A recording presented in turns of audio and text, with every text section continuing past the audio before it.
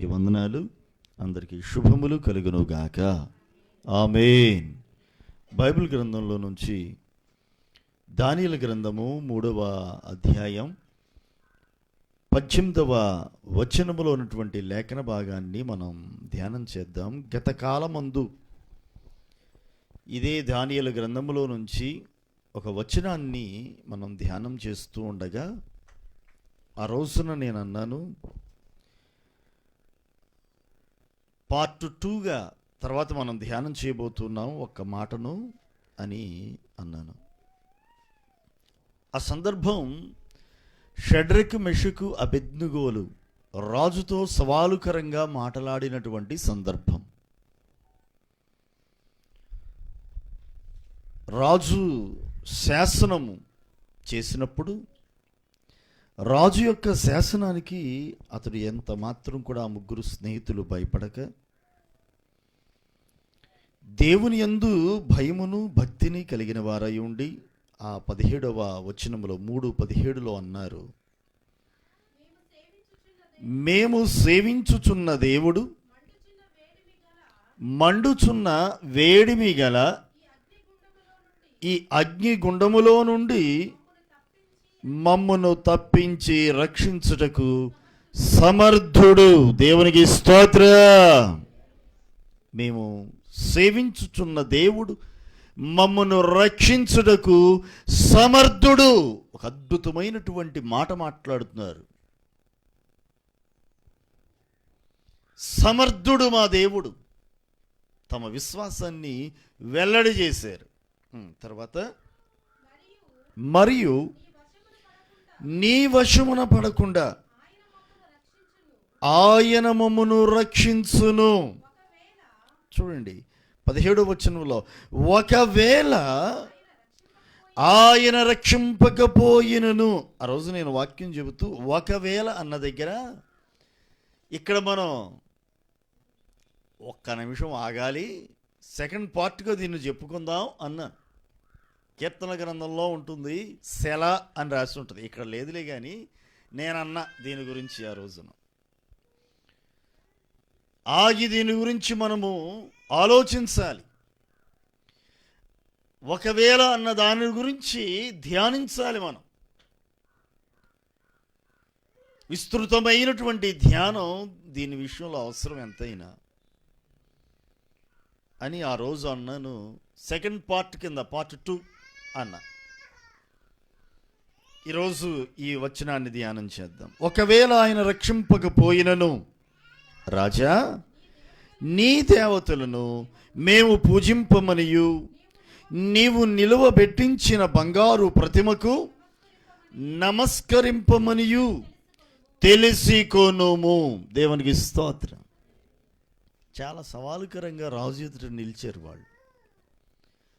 రాజుకు ఎదురు నిలవగలరు ఎవరన్నా? రాజు మాటకు ఎదురు ఎవరైనా చెప్పగలరా?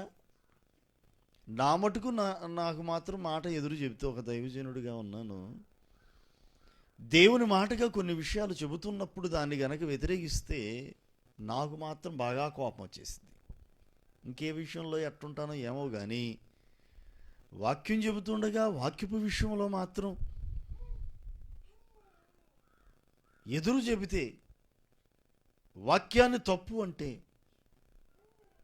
దేవుడు తప్పు అంటే, నీకు అనుభవం లేదేమో, రుచి చూచి తెలుసుకో. దేవుడు స్వస్థపరచుడు, నీకు అనుభవం లేదేమో, ఆయన హస్తం యొక్క తాకుదల తెలుసుకో ముందు అని అంట. దేవుడు మాట్లాడు అని అంటారా? అడుగు, ప్రార్థన చేయి, ఆయన మాట్లాడతాడో లేదో తెలుస్తుంది. ఆయన మాట్లాడే దేవుడు. ఈ దైవ సేవకుడైనటువంటి ఈ దీనుడైన నన్ను ప్రభు ఎన్నో పర్యాయాలు దర్శించి తన స్వరం ద్వారా మాట్లాడారు. తన ఉన్నతమైనటువంటి దర్శనం ద్వారా ఆయనను దర్శించారు. తన ప్రత్యక్షతలను ఆయన అనుగ్రహించారు. ఎన్నో పర్యాయాలు కలల ద్వారా, దర్శనముల ద్వారా, వాక్యముల ద్వారా, స్వయముగా తన స్వరము ద్వారాను ఆయన మాట్లాడుతూ ఎన్నో పర్యాయాలు ఆయన నన్ను ధైర్యపరిచారు, ఆయన స్వస్థపరిచారు, నన్ను బ్రతికించారు. ఈ పరిచర్లో ఎందరినో స్వస్థపరుస్తూ ఉన్నారు. ఆయన స్వస్థపరచుడు, ఆయన మాట్లాడు అంటే ఎలా కుదురుతుంది కదా? నీకు చేతనైతే, నీకు దమ్ము, ధైర్యం, విశ్వాసం ఉంటే ప్రార్థించు. యాకోబు పెనుగులాడినట్లుగా పెనుగులాడు. యాకోబు పట్టుదలతో పెనుగులాడాడు ఆశీర్వాదం కొరకు. నీకు నిజంగా తెలుసుకోవాలని జిజ్ఞాస, ఆశ నీకుంటే, పట్టుదల ఉంటే చేయాల్సిన పని ఇది, అంతే తప్ప ప్రశ్నించడాలు, లేకపోతేనేమో అవిశ్వాసపు మాటలు మాట్లాడటాలు ఇట్లాంటివి చేయకూడదు. అదనమాట. దేవునికి స్తోత్రం. సరే, ఇక్కడ విషయంలోనికి వచ్చేస్తున్నాను. ఇక్కడ రాయబడి ఉంది 17వ వచనం చివరి భాగంలో, ఒకవేళ ఆయన రక్షింపకపోయినను, ఒకవేళ రక్షింపకపోయిన. అంతకుముందే ఉన్నారు, మా దేవుడు మమ్మల్ని రక్షించుటకు సమర్థుడు అని చెప్పుకుంటూ వచ్చారు. అసలు దీని విషయంలో నీకు ప్రత్యుత్తరం ఇవ్వవలసినటువంటి చింత కూడా మాకు లేదు. అసలు నీకు దీనికి జవాబు చెప్పాల్సిన అవసరం లేదో. ఎవరితో చెప్తున్నారు ఈ మాట? రాజుతో. అసలు నీకు ప్రత్యుత్తరం ఇవ్వాల్సినటువంటి అవసరం కూడా మాకు లేదంటే రాజుకి ఎట్లుంటుందండి ఈ మాట మాట్లాడితే? రాజుకి ఎట్లుంటుంది? అసలు ఎంత కోపం వచ్చేసింది, రేలుపోదు. అందులో రాజుగారికి సభంతా తీర్చుంది. అక్కడ అధికారులు ఉన్నారు, నాయకులు ఉన్నారు, మంత్రులు ఉన్నారు, ప్రజలందరూ ఉన్నారు. వాళ్ళందరి ముందు రాజుగారికి ఎదురు చెప్తే ఇంకేమైనా ఉందా? రాజుగారికి ఎంత అవమానం! రాజుగారు తట్టుకోగలరా? ఇంకెవరన్నా సరే అలా కనుక వదిలేస్తే ఇంకెవరన్నా మాట వింటారా రాజుగారి మాట? ఈరోజు వీళ్ళు, రేపు ఇంకోహలు తయారవుతారు. కాబట్టి రాజుగారు సహించుడు ఇట్లాంటివి. ఆ సంగతి అందరికీ తెలుసు. అందుకే రాజు ముందు ఎవరో కూడా అంత త్వరగా కాదు, అసలు రాజు ఎదుట నిలిచి ఎదురు సమాధానము చెప్పడానికి కూడా ఎవరు కూడా సాహసించరు. కానీ వీళ్ళ ముగ్గురు కూడా, ఈ ముగ్గురు స్నేహితులు రాజు ఎదుట నిలుచుట మాత్రమే కాక అసలు నీకు సమాధానం చెప్పాల్సిన అవసరం లేదన్నారు. అంటే ఎంత రెక్లెస్, అంతే కదా? రాజుగారి దృష్టిలో ఎట్లుంటుంది అది? ఇది ఎంత రెక్లెస్! రాజుగారి కోపం వచ్చేసింది. తెలీదా వీళ్ళకి? వీళ్ళకెందుకు తెలియదు? జ్ఞానం కలిగిన వారు వీళ్ళు, తెలుసు. రాజుకు భయపడలా. ఎందుకు భయపడలా? రాజుకి రాజు, రాజులకు రాజు, ప్రభులకు ప్రభువైన యేసుకు భయపడుతున్నారు వీళ్ళు. దేవుడైన యెహోవాకు భయపడుతున్నారు, తండ్రి అయిన దేవునికి భయపడుతున్నారు. మిక్కిలిగా దేవునికి భయపడుతున్నటువంటి వారు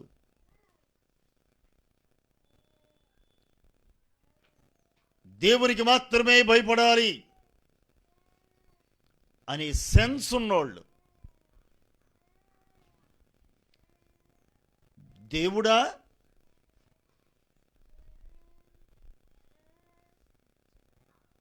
లేకపోతే నేనా అని కనుకంటే, నేను గాను నువ్వు కాదు, దేవుడే అనేటువంటి విశ్వాసపు మెట్టులోనికి మనం ఎదగాలి. Praise the lord. దేవుని కన్నా అధికముగా నీవు దేనిని ప్రేమిస్తావో అది ఒక విగ్రహం. దేవుని కన్నా అమితముగా ఎక్కువగా నువ్వు దేన్ని ప్రేమిస్తే అది విగ్రహం. నువ్వు భయపడవలసింది మొదటగా దేవునికి, నీవు ప్రేమించవలసింది మొదటగా దేవునిని, నీవు మాట వినవలసింది మొదటిగా దేవునిది. మొదటి స్థానం ఎప్పుడు కూడా దేవునికే ఇవ్వాలి. ఆ తర్వాత ఇంకెవరైనా, ఆ తర్వాత స్థానం. ఫస్ట్ ప్లేస్ మాత్రం ఎప్పుడు కూడా దేవునికి. ఈ ముగ్గురు స్నేహితులు చేసిన పని అది. మొదటి స్థానం దేవునికి ఇచ్చారు, దేవునికి భయపడుతున్నారు, దేవునికి మొరక్కాలని, దేవునినే సేవించాలని, ఆయననే పూజించాలి తప్ప మరి దేనిని కూడా కాదు. ఎందుకంటే ఆయన చెప్పిన ఆజ్ఞ అది. కనుక దానికి లోబడ్డారు, దేవునికి లోబడ్డారు. దేవునికి లోబడుతున్నటువంటి వీరు రాజును వ్యతిరేకించినట్లుగా మనకు కనపడుతుంది. కానీ రాజును వ్యతిరేకించడం కాదు, వీరు దేవునికి లోబడుచున్నారు. మీరు దేవునికిని సిరికిని దాసులుగా ఉండనేరరు. ఒక దాసుడు ఒకడు ఇద్దరికి దాసులుగా ఉండాలంటే కష్టం అండి. ఎవరినో ఒకరికి ఎంచుకోవాల్సిందే. ఇక్కడ రాజుగారు అన్నారు, నేను ఒక ప్రతిమను తయారు చేయించాను, బంగారు ప్రతిమను, దానికి మీరు మొక్కాలి అన్నాడు. దేవుడు అన్నాడు కదా, నాకు తప్ప మీరు ఎవరిని సేవించకూడదు, మరి దేనికి నీ సాగిలపడకూడదు అని దేవుడు అయిన యెహోవా ఆ రోజుల్లోనే మోషే ద్వారా తెలియజేయించాడు. ఇప్పుడు రాజుగారు చెప్పింది ఎట్లుందంటే దేవుడు చెప్పిన దానికి వ్యతిరేకంగా ఉంది. ఇప్పుడు దేవుని మాట వినాలా, దేవుని ఆజ్ఞను గైకొనాలా, రాజుగారి ఆజ్ఞను గైకొనాలా? ఏం చేయాలి?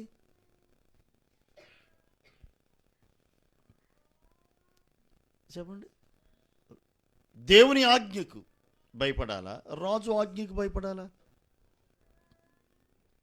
టక్కన అంటాం దేవుని ఆజ్ఞ అంటాం, భయపడతాం. మరి నిజంగా నోటి మాటలుగా చెప్పడం వేరు, సమయం సందర్భం ఎదురైనప్పుడు నిలవబడడం వేరు. నోటి మాటలదే ఉందండి, ఎన్నన్న చెప్పచ్చు, కానీ ఆ సమయానికి నిలవబడటం ఉందే, అది గొప్ప సంగతి కదా. దేవుని కొరకు నిలవబడాలి. శ్రమ ఎదురైనప్పుడు నిలవబడాలి. నేను ఎన్ని శ్రమలు వచ్చినా నిలబడతానండి అని అంటే చాలదు, అవి ఎదురైనప్పుడు నిలవబడగలగాలి. అది నిజ క్రైస్తవ్యం. నేటి దినాల్లో ఎందరున్నారు ఇలాంటి వారు? రాజును వ్యతిరేకించమని చెప్పట్లేదు, కానీ మించి దేవునికి భయపడమని చెబుతూ ఉన్నాను.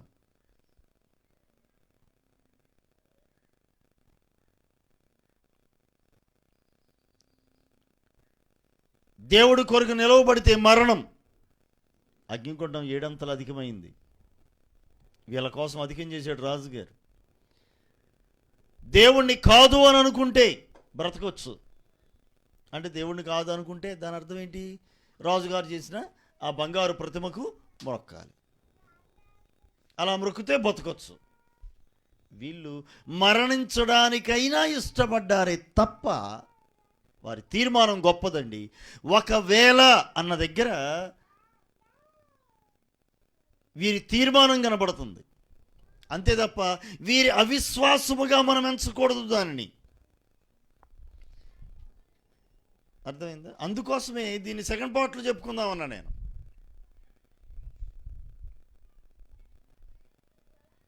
ఒకవేళ రక్షింపకపోయినా అంటే ఏంటి దాని అర్థం? వీరి అవిశ్వాసం కాదు అది. ఒకవేళ అనుకోవచ్చు, ఒకవేళ రక్షించకపోయినా ఏంటి, రక్షించగల సమర్థుడు అన్నారు కదా, మళ్ళీ ఇప్పుడేంటి ఒకవేళ రక్షింపకపోయినా? అవిశ్వాసం ఏమైనా చోటు చేసుకుందా? విశ్వాసం ఏమైనా సన్నగిలిందా? దేవుడు రక్షించలేడు అని తీర్మానంలోకి ఏమైనా వచ్చేసారా? నిజంగా అవిశ్వాసమే కనుక వారిలోనికి జొరబడితే వాళ్ళు ఏం చేయాలి తెలుసా? వాటికి మొక్కాలి, ఆ ప్రతిమకు మొక్కాలి. కానీ వారిలో అవిశ్వాసం చోటు చేసుకోలేదు. వారి తీర్మానాన్ని వారు వెల్లడిపరుస్తూ ఉన్నారు. ఏమిటి వారి తీర్మానం? ఒకవేళ ఆయన రక్షించకపోయినా పర్వాలేదు, మేము మాత్రం మొక్కం. అంటే చావడానికైనా మేము సిద్ధమే తప్ప వాటికి మొక్కనగాక మొక్కం. అంటే వారి తీర్మానం ఎంత బలమైనదో, దేవుని కొరకు వారు నిలవబడిన విధానం అంత గొప్పదో. ఒకవేళ మా దేవుడు మమ్మల్ని రక్షించకపోయినా ఇలా చావనైనా చస్తాం కానీ, అంటే తమ దేహములను మరణమునకు అప్పగించుకోవడానికి ఇష్టపడ్డారు. అదండి వారి విశ్వాసంలోని గొప్పతనం. ఒక్కసారి చప్పట్లు కొడుతూ ప్రభుని మహిమపరుద్దాం వారి యొక్క తీర్మానమును బట్టి. ప్రైజ్ ది లార్డ్, హల్లెలూయా.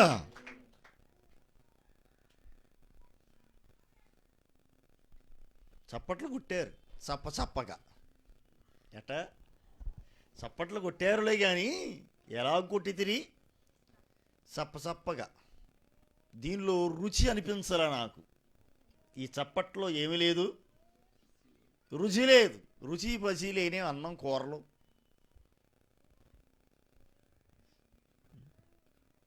ఇష్టంగా తినగలరా? ఈ చప్పని చప్పట్లు దేవునికి ఏమన్నా అనుకూలంగా ఉంటాయంటారా? దేవుడేమన్నా ఇష్టపడతారా ఈ చప్పని చప్పట్లను? చప్పిడి చప్పట్లు. ఏ చప్పట్లు? బలహీనమైన చేతులతో కొట్టితిరా? మీ బలమును ఉపయోగించి కొట్టండి చప్పట్లను. ప్రభువుని మహిమపరుద్దాం. Praise the lord. హల్లెలూయా. ప్రియమైనటువంటి దేవుని పిల్లలారా, దేవుని కొరకు నిలిచేవారమై ఉండాలి. ఒకవేళ రక్షించకపోతే అప్పుడొచ్చి మొక్కుతాంలే ప్రభువా, అప్పుడొచ్చి మొక్కుతాంలే రాజుగారు అన్నారా? ఒకవేళ రక్షించకపోతే అప్పుడు చూద్దాంలేండి అన్నారా? అప్పుడు చూద్దాంలేండి. కలిసి రాకపోతే అప్పుడు చూద్దాంలేండి. రోగం తగ్గకపోతే అప్పుడు చూద్దాంలేండి. సమస్యలు తీరకపోతే అప్పుడు చూద్దాంలేండి అన్నారేమన్నా? అలా ఒకవేళ రక్షింపకపోతే అప్పుడు పరిగెత్తుకుంటూ వస్తాంలయ్యా. అస్సలు నెవర్. అలాంటి అవిశ్వాసపు మాట రాలేదు. ఒకవేళ రక్షింపకపోయినా మా ప్రాణములను తృణప్రాయముగా ఎంచుచు మరణమునకైనా మేము సిద్ధమే తప్ప నీవు తయారు చేయించి నిలవబెట్టిన ఆ ప్రతిమలకు మేము మొక్కముగాక మొక్కం. అసలు ఎంత బలమైన తీర్మానం అండి. ఒకవేళ రక్షింపకపోయినా ఏంటి? రక్షింపకపోతే ఏంటి సంగతి? అగ్నిగుండం అధికమవుతుంది, చచ్చిపోవటమే కదండి. ఎంత భయంకరమైన హింస అది! ఎంత భయంకరమైన శ్రమల మధ్యలో వారు నిలిచారు. జీవన్మరణాల సమస్య ఇప్పుడు వారిది. ఏం సమస్య? రేషన్ కార్డు గురించి కాదు సమస్య, ఆరోగ్యశ్రీ గురించి కాదు. ఇప్పుడు వచ్చిన సమస్య కార్డుల గురించి కాదండి. ఇప్పుడు వచ్చిన సమస్య ఉద్యోగాల గురించి కాదు. ఇప్పుడు వచ్చిన సమస్య రిజర్వేషన్ల సమస్య కాదు. అర్థమైందా? వచ్చిన సమస్య గవర్నమెంట్ ఇచ్చే ఇల్లుల గురించి కాదు. గవర్నమెంట్ ఇచ్చే పథకాలు ఉన్నాయే, ఈ పథకాల గురించిన సమస్య కాదు. మీకు వచ్చే తెల్ల రేషన్ కార్డు పోయిద్ది అంటే చాలు, రావాల్సినటువంటి స్టైఫండ్ రాదు అంటే చాలు. ఎంత దౌర్భాగ్యమైనటువంటి జీవితం అనేకులు ఈ రోజుల్లో జీవిస్తున్నారు. బాడీ రేషన్ కార్డు కోసమా దేవుణ్ణి నమ్మేస్తున్నారు. రిజర్వేషన్ల కోసం దేవుణ్ణి అమ్మేస్తున్నారు. ఉద్యోగాల కోసం విశ్వాసాన్ని అమ్మేసుకునేవారు ఎందరో ఉన్నారు ఈ రోజుల్లో. దేనికోసం? ఉద్యోగాల కోసం. దేవుణ్ణి నమ్ముకుంటే క్రిస్టియన్స్గా మారిపోతే రిజర్వేషన్లు అన్నీ పోతాయి. అప్పుడు మీకు స్టైఫండ్ రాదు, అప్పుడు మీకు ఉద్యోగాలు ఉండవు. ప్రభు కొరకు నిలవబడండి, రోషంగా నిలవబడండి. దేవుడు పోషించలేడా? ఆకాశ పక్షులను చూడి, విత్తవు కోయవు విచారించు, అయినా పోషించబడట్లేదా? పోషించబడుతుందిగా. నిన్ను పోషించలే ఆయన? ఆకాశ పక్షులను పోషించుతున్న దేవుడు నిన్ను పోషించలేడా? విలువలైనటువంటి వాటిని, అడవి పువ్వులను చూడండి ఎంత అందంగా ఆయన అలంకరించాడు. మనం ఏమన్నా వెళ్ళి ప్రతిరోజు వెళ్ళి వాటికి బట్టలు మార్చొస్తున్నావా? అడవి పూలకి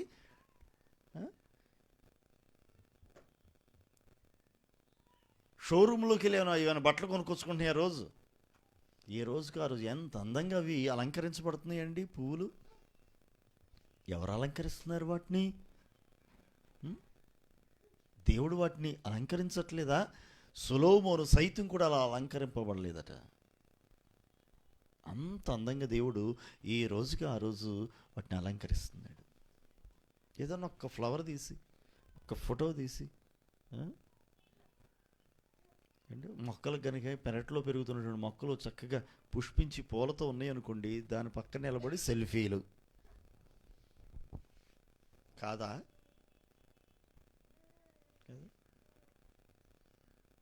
మా గార్డెన్లో పూసిన పువ్వులు స్టేటస్లో పెట్టట్లేదా?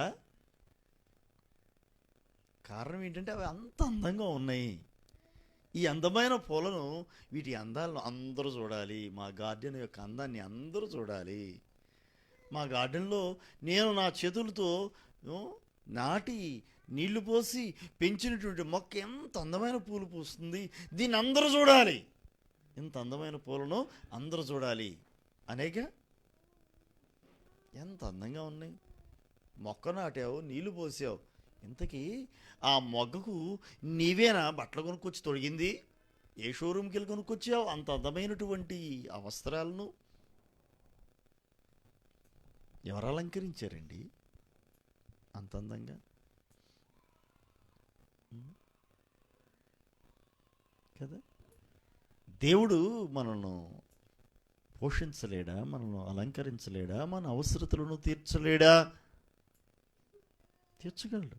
దేవుని కొరకు నిలవబడాలి విశ్వాసంతో. దేవుని కొరకు నిలవగలిగేటువంటి విశ్వాసం మనలో ఎదగాలి. ఒకవేళ రక్షింపకపోయినా ఈ బాధను భరించడానికైనా ఇష్టమే. ఈ శ్రమను సంతోషంగా ఎదుర్కొంటాం, ఈ హింసలను సంతోషంగా భరిస్తాం, చావడానికైనా మేము సిద్ధమే అంటున్నారు ఆ భక్తులు ముగ్గురు. శ్రమలను, హింసలను సంతోషంగా తమ జీవితాల్లోనికి ఆహ్వానిస్తూ ఉన్నారు. సంతోషంగా ఆహ్వానిస్తున్నారు. చూడండి, యోహాను సువార్త 16వ అధ్యాయం 33.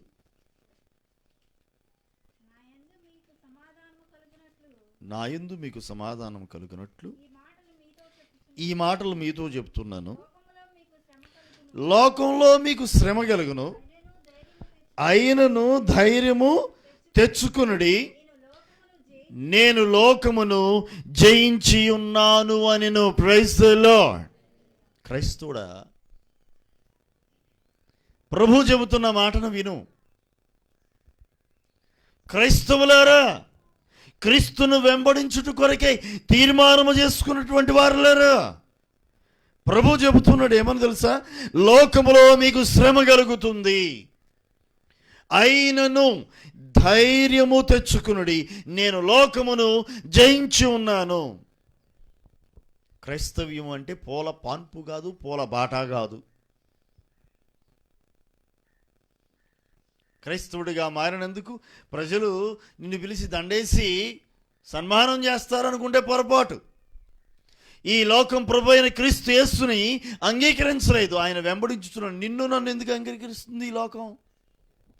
ఈ లోకం ప్రభు అయిన యేసుని సిలువ వేయుడి అని ఆయన సిలువకు అప్పగించింది ఈ లోకం. ఆయన్ని వెంబడిస్తున్నారంటే నిన్ను కూడా ఏం చేసింది ఈ లోకం? పెద్ద చేరేసి సన్మానం చేసిద్దా? లోకములో మీకు శ్రమ కలుగును, నీతి కొరకు నిలవాలి అన్నప్పుడు, మంచి కొరకు నిలబడాలి అన్నప్పుడు కొన్ని అవమానాలు, కొన్ని శ్రమలు ఎదురవుతాయి.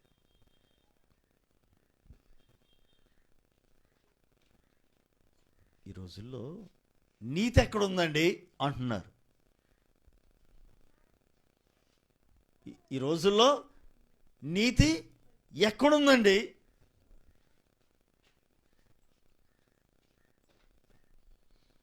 ఒకప్పుడంట న్యాయం 4 పాదముల మీద నడిచింది అన్నారు. ఒకప్పుడట, అది చరిత్ర. మరి ఇప్పుడు సంగతి ఏంటి? న్యాయానికి ఎన్ని పాదాలు ఉన్నాయి ఇప్పుడు? చాలామంది అంటున్నారు మరి న్యాయానికి కళ్ళు లేవు అంటున్నారు. నిజంగా కళ్ళు ఉన్నాయో లేవో నాకైతే తెలియదు. న్యాయస్థానంలో న్యాయదేవతకు కళ్ళగంతలు కట్టారని, న్యాయం చూడకుండా, న్యాయం తెలియకుండా విన్నదాన్ని మాత్రమే దృష్టిలో పెట్టుకొని తీర్పు తీర్చమనా? ఏమో నాకైతే తెలియదు. న్యాయానికి మాత్రం ఏమి లేవంటున్నారు, కళ్ళు లేవంటున్నారు. అయ్యో, న్యాయానికి కళ్ళుంటే ఎంత బాగుండు.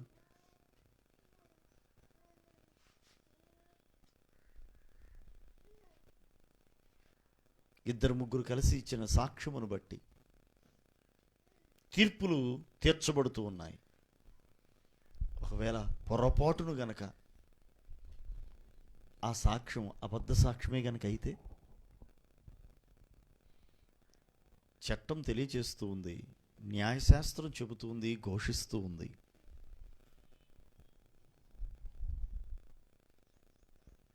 వంద మంది దోషులు తప్పించుకున్నా ఒక్క నిర్దోషికి శిక్ష పడకూడదు. వీళ్ళు తప్పించుకున్నా పర్వాలేదు, కానీ నిర్దోషికి మాత్రం శిక్ష పడకూడదు. కానీ జరుగుతుందేంటి? శిక్ష పడేది ఎవరికి? శిక్షను అనుభవిస్తున్నది ఎవరు?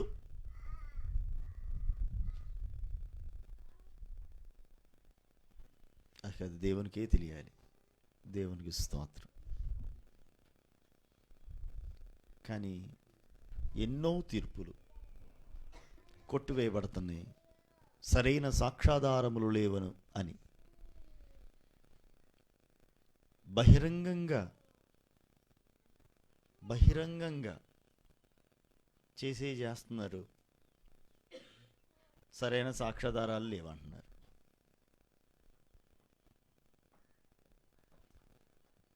తప్పించుకుంటున్నారు. అది సంగతి. మరి ఇప్పుడున్నటువంటి ఈ కాలంలో న్యాయం ఎన్ని పాదాల మీద నడుస్తుందో ఏమో. మరి ఒకప్పుడు మాత్రం న్యాయం 4 పాదముల మీద నడిచింది అన్నారు. ఇప్పుడు కూడా అలా నడిస్తే ఎంత బాగుండు. ఇప్పుడు కూడా అలా నడుస్తుందో, న్యాయం 4 పాదాల మీద నడుస్తుందో లేదో నాకైతే తెలియదు. కానీ ఒకానొక కాలం మాత్రం రాబోతుంది.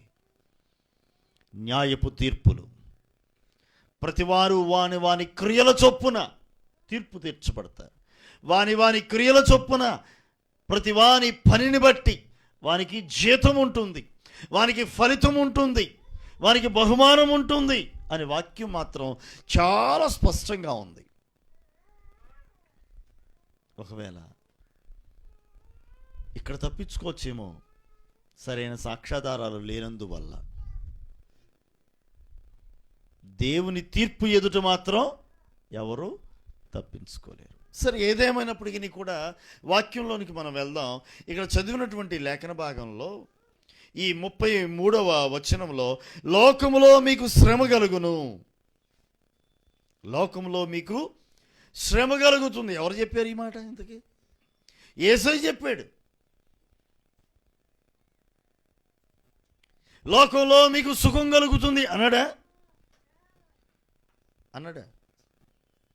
మీరు నన్ను వెంబడించుచున్నారు కాబట్టి మీకు సుఖం కలుగుతుంది, మీకు ఘనత వచ్చింది, మీకు కీర్తి, అందరూ కూడా మిమ్మల్ని భుజాల మీద ఊరేగిస్తారు అన్నాడా? లేదు. ఈ లోకంలో మీకు శ్రమ కలుగుతుంది, బాధ కలుగుతుంది. అయినా భయపడద్దు, శ్రమలకు భయపడద్దు, శోధనలకు భయపడవద్దు, హింసకు భయపడవద్దు. ఎందుకు భయపడద్దు? యేసయ్య అన్నారు, నేను లోకమును జయించి ఉన్నాను. Praise the lord. యేసయ్య ఏం చేశాడట? లోకాన్ని జయించాడు. ఫిలిప్పీయులకు రాసిన పత్రిక 2వ అధ్యాయంలో ఒకసారి చూడండి. ఫిలిప్పీయులకు రాసిన పత్రిక 2వ అధ్యాయం 8వ వచనము నుండి, మరియు ఆకారమునందు మనుషునిగా కనబడి మరణము పొందునంతగా, అనగా శిలువ మరణము పొందునంతగా విధేయత చూపిన వాడై తనను తాను తగ్గించుకొనెను. చాలు. విన్నారా? శిలువ మరణము పొందునంతగా, మరణము పొందునంతగా. మరణం ఎంత భయంకరమైన శ్రమ అండి అది. మరణమునకు తనను తాను అప్పగించుకున్నాడు ఆయన. ఎంతగా ఆయనను హింసించారో కదా యేసయ్యను. ఆ సిలువ వేయడానికి ముందు, ఆ సిలువలో మరణించడానికన్నా ముందుగా డైరెక్ట్గా తీసుకెళ్ళిపోయి సిలువకు బేగులు కొట్టేసి ఈయన వేలాడదీయలే. అంతకన్నా ముందు ఎంతో భయంకరంగా ఆయన హింసించారు, కొట్టారు. నాగటి చాళ్ళ వల్లే ఆయన వీపు దున్నబడింది. ఆయన గెడ్డం పెరికివేశారు, ఉమ్మేశారు, అవమానించారు, నిందించారు. తలకు ముళ్ళ కిరీటమును ధరింపజేశారు. దేహం అంతా కూడా రక్తసిక్తమైపోయింది. ఒళ్ళంతా గాయాలే. స్వరూపమైనను సొగసైనను లేనివాడిగా మారాడు. ఎంత బాధను ఆయన భరించాడు. లోకం ఎంతగా ఆయనను శ్రమ పెట్టింది.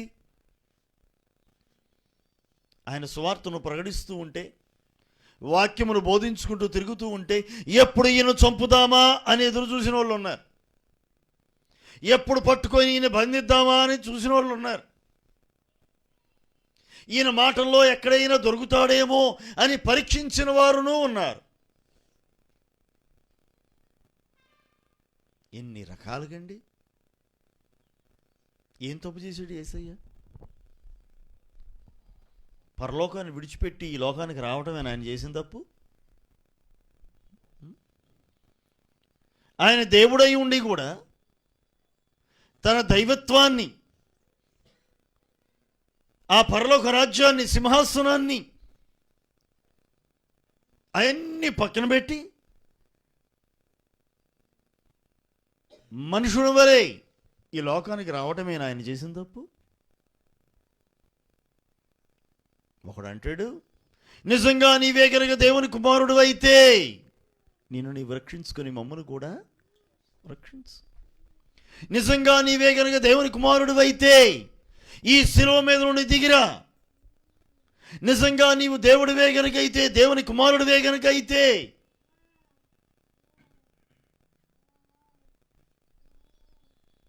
ఎంతగా అవమానపరిచారండి. ఎంతగా ఆయన్ని అవమానపరిచారో. ఆయన దైవత్వాన్ని శంకించారు. అలా అన్నారని ఈయనేమి రెచ్చిపోలా. తాను ఎందు నిమిత్తం ఈ లోకానికి వచ్చాడో అది నెరవేరుట కొరకై ఓపికతో, సహనముతో వాటన్నిటిని ఆయన భరించాడు. Praise the lord.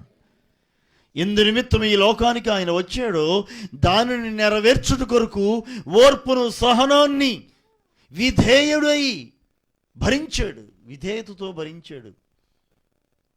ఎంతగా ఆయన విధేయత చూపించాడంటే తండ్రికి, మరణమగునంతగా, శిలువ మరణం పొందునంతగా విధేయత చూపించాడు. ఆ శ్రమలన్నిటిని కూడా భరించాడు. శిలువలో మరణించాడంటే ఆయన ఓడిపోయాడని కాదు. తన శిలువ మరణము ద్వారా సాతానును ఆయన జయించాడు, పాపమును ఆయన జయించాడు, శాపాన్ని ఆయన కొట్టివేశాడండి. దేవునికి స్తోత్రం.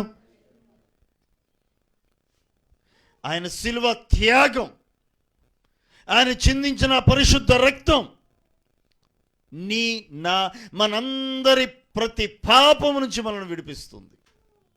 విశ్వాసంతో మనం ఒప్పుకోగలిగితే, విశ్వాసంతో ఆ సిలువ చెంతకు రాగలిగితే, విశ్వాసంతో ఆ రక్తం నా కొరకే చిందించబడిందని గనక మనం ఒప్పుకొని, ప్రభా నా పాపాల నుంచి నన్ను విమోచించు ప్రభా, నన్ను రక్షించయ్యా, నీ కొరకు నేను బ్రతుకుతానయ్యా అని గనక మన జీవితాన్ని ఆయనకి సమర్పించగలిగితే, మన ప్రతి పాపం నుంచి, శాపము నుంచి ఆయన మనం విమోచించుటకు సమర్థుడు, శక్తిమంతుడు. Praise the lord. అంతకు మించి నిత్య జీవమును ఇచ్చుట కొరకు ఆయన సమర్థవంతుడు. సాతానుడు ఉన్నాడు, ఈ లోకంలో భోగభాగ్యాలన్నీ ఇవ్వగలడు. యేసయ్యను శోధించాడుగా, ఒక్కసారి వచ్చి నా కాళ్ళకు మొక్కు అన్నాడుగా. ఏం చేస్తాడంటే మొక్కితే, అది ఈ లోకంలో ఉన్న ఈ రాజ్యం అంతా, ఈ లోక రాజ్యాలు మొత్తం నా అయ్యాయి, భోగభాగ్యాలు అన్నీ నా అయ్యాయి, ఒక్కసారి వచ్చి నా కాళ్ళకు మొక్కరాదు, మొత్తం ఇచ్చేస్తా. ఏమిస్తాడంటే, అది ఈ రాజ్య సంపద అంతానికి ఇచ్చేస్తా, ఒక్కసారి మొక్కరాదు. ఈ లోకం సాతానుడి చేతుల్లోనే ఉంది. వాడు ధనమును, ఆస్తిని, ఐశ్వర్యమును సాతానుడు ఇవ్వగలడు. అవసరమైతే అద్భుతాలు కూడా చేస్తాడు, స్వస్థతలు చేయగలడు, స్వస్థతలు చేస్తాడు. ప్రార్థనకు వస్తేనే కాదు స్వస్థత, ప్రార్థనకు రాకపోయినా, ప్రార్థన చేసుకోకపోయినా రోగాలు తగ్గట్లేదా?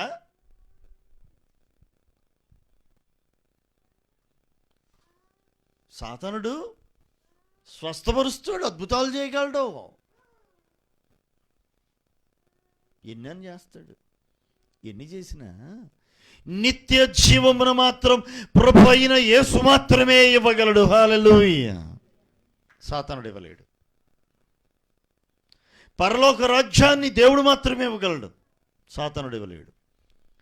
వాడు ఇవ్వాలనుకుంటే నరకాన్ని ఇస్తాడు నీకు, వెళ్ళాలనుకుంటే వెళ్ళొచ్చు, ఫ్రీ. ఏంటి ఫ్రీ? ఎంట్రన్స్ టికెట్ ఏం లేదు, టికెట్ అవసరంలా, ఫ్రీ. పరలోక రాజ్యం కావాలా? వెల చెల్లించాలి. ఏమిటి వెల? డబ్బులు కాదు. ఏవేవి ఈ లోకంలో నీకు ఇష్టమై ఉన్నాయో ప్రభువు కొరకు వాటిని పెంటతో సమానంగా ఎంచాలి. ఏవేవి నీకు లాభకరములై ఉన్నాయో వాటిని పెంటతో సమానంగా ఎంచి ప్రభువు కొరకు తుచ్చమైన వాటిగా విడిచిపెట్టడానికి సరే నువ్వు ఇష్టపడాలి. అది చివరికి ప్రాణమైనను సరే తుచ్చమైనదిగా ఎంచాలి. అది నువ్వు చెల్లించాల్సిన వెల. ఇరుకు ద్వారా మన ప్రవేశింప పోరాడుడి. విశాలమైన ద్వారానికైతే పోరాడాల్సిన పనేమి లేదు, ద్వారమే విశాలం కదా. ద్వారం ఎలా ఉంది? విశాలంగా ఉంది. పోయేవారు ఎక్కువ మంది కదా, అందుకోసం పెద్ద హైవే వేసినట్టున్నాడు. 6 లైన్స్ 8 లైన్స్, ఎన్ని లైన్లు హైవే వేసాడో సాతానుడు మరి మొత్తానికి. కానీ విశాలం అటండి. కానీ పరలోక రాజ్యానికి వెళ్ళాలంటే కనుక అబ్బే సింగిల్ లైన్ కూడా కాదు, అది ఇరుకు ఇరుకు ఇరుకు ద్వారం. ఇరుకు ఇరుకు ఆ ఇరుకు ద్వారంలో వెళ్ళాలంటే పోరాటం ఇందులో ఉంది, ఇందులో కష్టం ఉంది, ఇందులో శ్రమ ఉంది, ఇందులో బాధ ఉంది, ఇందులో త్యాగం ఉంది, ఇందులో అవమానాలు ఉన్నాయి, ఇందులో నిందలు ఉన్నాయి. మత్తయి సువార్త 5వ అధ్యాయం 10వ వచనం చూడండి.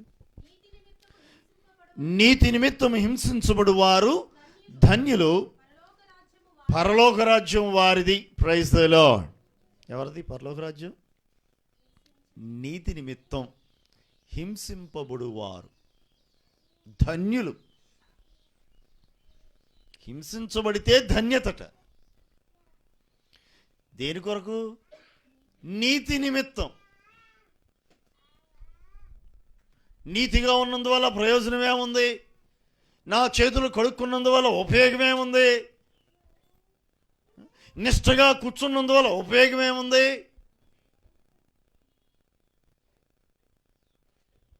ఉపయోగం ఏముందండి? మేము నీతి నీతి అని కూర్చుంటే ఏముందండి? ఏముంది? ఏం సంపాదించాం?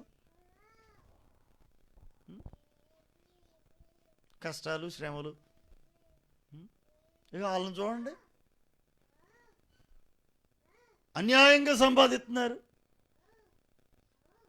బిల్డింగుల మీద బిల్డింగులు కడుతున్నారు. అదిగో వాళ్ళని చూడండి, కోట్ల రూపాయలు సంపాదిస్తున్నారు కదా. కీర్తనాకారుడు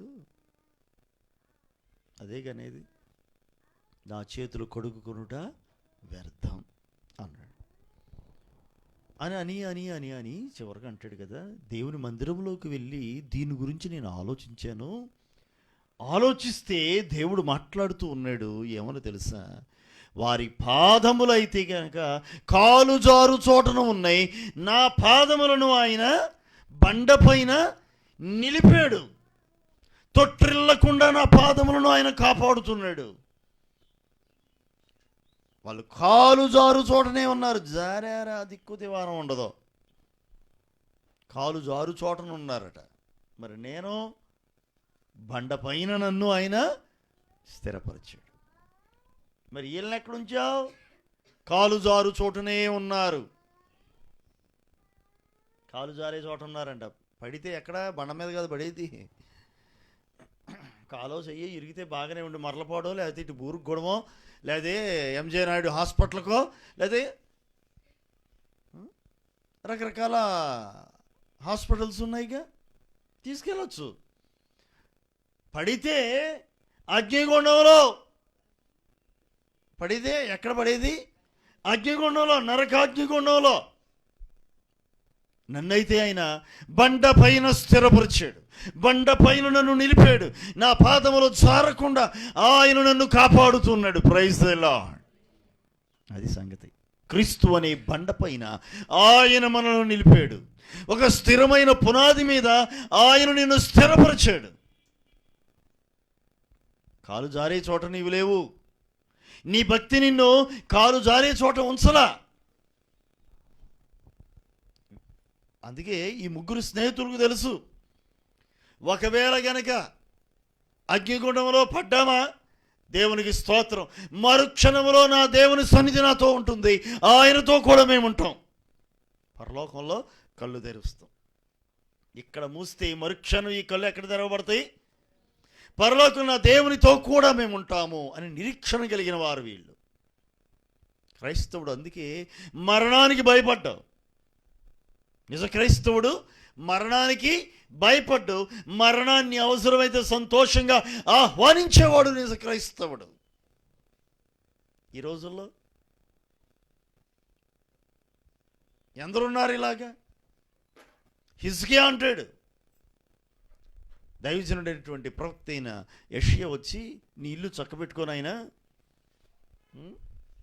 నువ్వు మరణం కాబోతున్నావు, జాగ్రత్త పడు, తప్పులు ఏమంటే సరి చేసుకో అని దేవుడిగా ముందుగా చెప్తే ఎగిరి గంతేసి సిద్ధపడాల్సింది పోయి ఆడదల్లా ఏడుచుకుని కూర్చున్నాడు.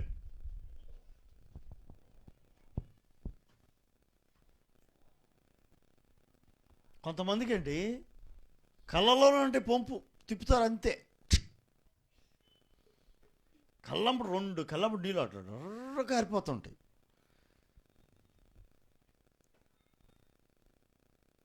ఇంట్లో ఉన్న పంచాయతీ ట్యాప్ వచ్చిద్దో లేదో గ్యారంటీ లేదు, కానీ అని కనుక అన్నామా కళ్ళంపుటి నీళ్ళు మాత్రం గ్యారంటీ వస్తాయి. కొంతమందికి రెడీగా ఉంటాయి. బోర్లో నీళ్ళు అయితే కనుక ఎక్కడో అడుగులు ఉంటాయి, కానీ కళ్ళల్లో నీళ్ళు మాత్రం రెడీ కాసుకు కూర్చుంటాయి, ఎప్పుడు వద్దామా అని. ఆకాశంలో మేఘం నల్ల కనపడుతుంది, కానీ ఒక్కసారన్నా వర్షం వచ్చిద్దామని చెప్తే ఒక్కొక్కసారి రాదు. ఈ సంవత్సరం బాగానే వచ్చిందిలేండి. ఇదివరకు మబ్బులు పట్ట వర్షం వస్తుందేమని ఎదురు చూడ, చివరికే ఆ మేఘాలు ఎటో పోను. నల్లగా కారు మబ్బులు కమ్మినా సరే వర్షం కురవడం కష్టమైపోయినటువంటి రోజులు ఎన్నో ఉన్నాయి. కానీ ఇక్కడ మబ్బులతో పని లేదు, లట లట లట లట కారిపోతుంటాయండి కొంతమందికి కదా. కొంతమందిలేండి ఈ రాజు అయినటువంటి హిజ్కియా దేవుడి మాట విని, అవునా ప్రభా, అలాగే తండ్రి, సిద్ధపడతాను నాయన అని తనను తాను పరిశీలించుకొని పరీక్షించుకోవాల్సింది పోయి, ఎక్కడైనా తప్పిదం చేశానేమో అని సరిచేసుకోవాల్సింది పోయి, ఎంత గొప్ప భాగ్యం ప్రభా, నేను ఏ రోజు ఏ క్షణంలో నీ సన్నిధికి రాబోతున్నానో కూడా నువ్వు నాకు తెలియజేసావు. ఇంతకన్నా గొప్ప భాగ్యమే ఉంది ప్రభా. నీ రాకడ కొరకు, నీ రాజ్యము కొరకు నన్ను నేను సిద్ధపరచుకుంటానయ్యా అని గొప్ప భాగ్యం కదా అది. అలా సిద్ధపడాల్సింది పోయి ఈయన ఏం చేశాడు తెలుసా? గోడ తట్టు తిరిగట. ఎవరో రాజుగారు, హిజ్కియా రాజు గోడ తట్టు తిరిగి ఏడుచుకుంటూ కూర్చున్నాడట. ప్రభా, నీ కోసం ఎంత చేశానయ్యా, అప్పుడు తీసుకెళ్ళిపోతావా ప్రభా? నీకోసం ఎంత చేశానయ్యా, ఎంత పరిచర్య చేశానయ్యా, ఎన్ని మేలు చేశానయ్యా, ఎన్ని ఉపకారాలు చేశానయ్యా, సేవ కోసం ఎంత ఖర్చు పెట్టాను ప్రభా, సేవకుల కోసం ఎంత ఖర్చు పెట్టానయ్యా, ఆలయం కొరకు ఎంత, మీటింగుల కొరకు ఇంకెంత, లెక్క చెప్పుకుంటూ కూర్చున్నాడండి. ఏడుచుకుంటూ కూర్చున్నాడు. ఒక్కసారి జ్ఞాపకం చేసుకో ప్రభా, ఇంకో 4 రోజులు ఉంచొచ్చుగా ప్రభా, ఇంకో 10 సంవత్సరాలను బతికించవచ్చు కదా ఆయన. ఏడిచాడు. దేవుడు అతని కన్నీటిని చూచి మరలా దైవజనుని పిలిచి, ఇక ఆడు ఏడుతుండు కానీ ఏడవద్దని చెప్పు. దైవజనుడు వచ్చి రాజుతో అన్నాడు, నీవు కన్నీళ్లు విడుచుట చూచితిని, నీ ప్రార్థన నేను అంగీకరించి ఉన్నానని ప్రభు సెలవిస్తూ ఉన్నాడు. ఇదిగో నీ ఆయుష్ను మరి ఎన్ని సంవత్సరాలండి, మరి 15 సంవత్సరములు పొడిగిస్తున్నానని ప్రభు సెలవిచ్చాడు. ఇదిగో రాజా, నీకు ఇదే సూచన అన్నాడు. ఒక సూచన కూడా ఇచ్చాడు. మరి 15 సంవత్సరాల ఆయుష్ పొడిగింపబడింది. పొడిగింపబడినటువంటి ఆయుష్ని దేవుని మహిమ కొరకు వినియోగించాల్సింది పోయి, మరి ఎక్కువగా దేవుని కొరకు ప్రయాసపడాల్సింది పోయి, మరి నమ్మకంగా కొనసాగాల్సింది పోయి, భక్తిలో ఏం చేశాడు తెలుసా? తన తర్వాత తరానికి శాపాన్ని తెచ్చిపెట్టాడు. ఏమిచ్చాడు? తర్వాత తరానికి శాపాన్ని ఇచ్చాడు.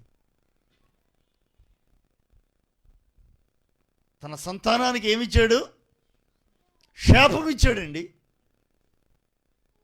అంటే ఏం సంపాదించాడు ఈయన ఇంతకే 15 సంవత్సరాల్లో? నేను ఆత్మీయంగా చెప్తున్నాను. రాజు కాబట్టి రాజ్యాలు ఎన్నో జయించి ఉండొచ్చు, ఆస్తిపాస్తులు ఎన్నో సంపాదించాడు. వీటితో కూడా ఇతడు శాపాలు తెచ్చిపెట్టాడండి. ఏం సంపాదించాడు? శాపం తెచ్చాడు. అంటే ఈయన దగ్గర ఇప్పుడు ఏముంది? తన తర్వాత తరానికి ఇవ్వడానికి ఆస్తిపాస్తులు, రాజ్యము, వీటన్నిటితో కూడా శాపం పాలయ్యాడు. తన తర్వాత తరానికి అదే శాపాన్ని అందించాడు. దేవుడు పిలిచినప్పుడు సంతోషంగా సిద్ధపడి వెళ్ళినట్టయితే పరలోక రాజ్యానికి వెళ్ళిపోయాడే నేరుగా. మరి ఇప్పుడు పరలోకానికి వెళ్ళాడు, ఎటు వెళ్ళాడు, నరకానికి పోయాడు, ఎటు పోతాడు నాకే తెలియదండి. అది దేవుడికే తెలియాలి. ఇక ఆ లెక్కలు దేవుడికను ఆయనకి వాళ్ళిద్దరి మధ్యలో అనేది తీర్పు తీర్చడానికి మనం ఎవరమే? ఖచ్చితంగా నరకమే వెళ్ళాడు, ఖచ్చితంగా పరలోకం వెళ్ళాడు. మనకెందుకు ఈ లేనిపోని బాధలు? మన బతుకులేదు, మనం చూసుకుంటే చాలు. నా మటుకు నేను పరలోకం వెళ్తానా లేదా నరకానికి వెళ్తానా అనేది నేను చూసుకోవాలి. నీ మటుకు నీవు పరలోకమా నరకం అనేది జాగ్రత్త పడాలి. నీ విశ్వాసం నీ భక్తి, నా విశ్వాసం నా భక్తి. ఎవరి విశ్వాసం వారిని, ఎవరి భక్తి వారిని దేవుని రాజ్యానికి వారసులుగా చేస్తుంది. అంతే తప్ప ఒకరి విశ్వాసం మరొకరిని తీసుకెళ్తాం. నేను పొందిన రక్షణ నన్ను మాత్రమే దేవుని రాజ్యానికి తీసుకువెళ్తుంది. అంతే తప్ప నా కుటుంబాన్ని ఏమీ తీసుకువెళ్తాను. నా కుటుంబం అయినా సరే, వాళ్ళైనా సరే, పిల్లలైనా సరే, వాళ్ళైనా రక్షణ పొందాల్సిందే. అయ్యగారి పిల్లలు కదా, వీళ్ళకి నేరుగా బస్ పాస్ ఏమైనా ఉన్నట్టుగా ఏమైనా ఉంటుందేమో అనుకుంటే, ఫ్యామిలీ పాస్ ఏమైనా ఉంటుంది అనుకుంటే పొరపాటు. అదేంటండి లైవ్లు తీస్తున్నాడుగా, బాగానే తీస్తున్నాడుగా, వెళ్ళడంటారా? పాటలు బాగానే పాడుతున్నారుగా, దేవుని రాజ్యానికి వెళ్ళరంటారా? మారు మనసు పొందాలి, పాప క్షమాపణ నిమిత్తమై బాప్తిసం తీసుకోవాల్సిందే. ఏ భేదమును లేదు. అయ్యగారి పిల్లలు అయితే అమ్మగారి పిల్లలు, అయ్యగారి పిల్లలు, లేకపోతే రెవరెండ్ పిల్లలు, ఏ రెండు పిల్లలైనా అంతే.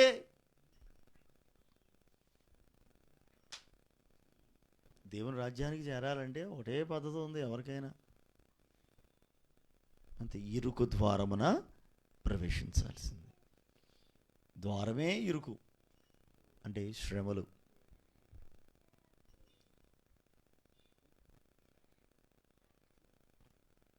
అదే వాక్యం చెప్తుంది. లోకములో మీకు శ్రమ కలుగును, అయినను మీరు ధైర్యంగా ఉండండి, భయపడవద్దు. నేను లోకమును జయించి ఉన్నాను. ఈ శ్రమలు తుచ్చమైనవే, ఇవి నిన్నేమీ చేయలేవు. ఈ శ్రమలు నిన్నేమీ చేయలేవు. వాక్యం చాలా స్పష్టంగా ఉంది. నీ దేహమును చంపువానికి భయపడొద్దు. నీ దేహమును ఆత్మను చంపగలిగినటువంటి అధికారం ఎవరికి ఉందో వారికి భయపడు. ఆత్మ మీద అధికారం ఎవరికి ఉంది? దేవునికి మాత్రమే ఉంది. ఆయనకే భయపడాలి అని యేసయ్య చాలా స్పష్టంగా చెప్పారు. కాబట్టి ఈ లోకంలో భయంకరంగా హింస, భయంకరంగా శ్రమలు, చివరికి మరణం ఎదురైనా, అసలు మరణం అసలు పెద్ద ఇష్యూ కాదు. ప్రభు కొరకు మరణించడం అనేది పెద్ద త్యాగం అనుకుంటున్నారేమో, అది అసలు పెద్ద కాదు. ప్రభు కొరకు జీవించుటయే గొప్ప సంగతి. తెలుసా? మరణిస్తే వితిన్ సెకండ్స్లో అయిపోతుంది ప్రాణం. రేపుడికి 2వ రోజు, అంతే కదండి. ప్రాణం కనుక ఇప్పుడు ఈ దేహంలో నుండి బయటికి వెళ్ళిపోతే ఇంకేముంది? ఈ మరణ వేదన ఏమైనా ఉంటే 1 నిమిషం, 2 నిమిషాలు, 3 నిమిషాలు, 1 అరగంట, 1 గంట వెళ్ళిపోతాయి. ఈ వేదనలన్నీ మర్చిపోయి వెళ్ళిపోతాయి. రేపుడికి 2వ రోజే జనాలు మొత్తం పోగవుతారు. తీండ్రా పీనుగుని,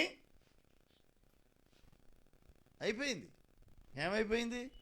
పీనుగు అయింది. వాసన వస్తుందిరా, కంపు కొడుతుందిరా, తీసురండి. ఏంటిది? బొక్కాయ్. ఏం కాయ? తీసురండి. సెంటు తీసురండి.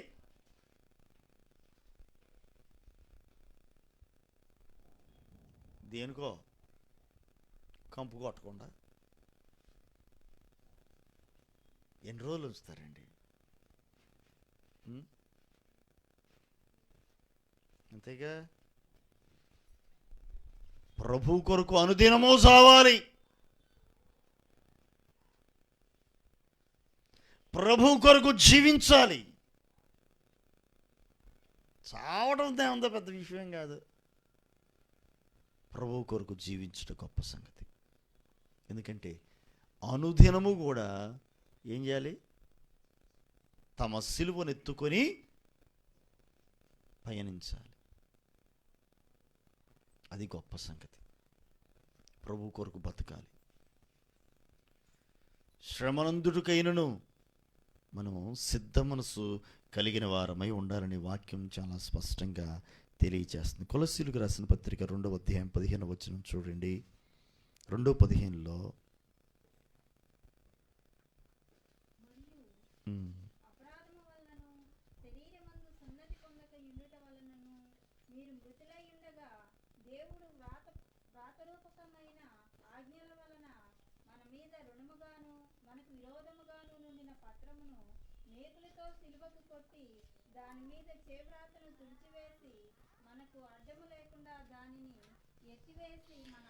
మన అపరాధములన్నిటినీ క్షమించి ఆయనతో కూడా మిమ్మును జీవింపజేసెను.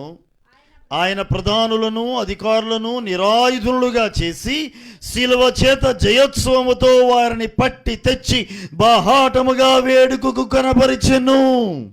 Praise the lord. ఆయన అన్నాడు, నేను లోకమును జయించి ఉన్నాను అన్నాడుగా. శిలువ చేత ఈ లోకాన్ని ఆయన జయించాడు. ఆయన ప్రధానులను అధికారులను నిరాయుధులుగా చేసి శిలువ చేత జయోత్సవముతో వారిని పట్టి తెచ్చి బహాటముగా వేడుకకు కనుపరిచెను. మన అపరాధాలన్నిటినీ క్షమించి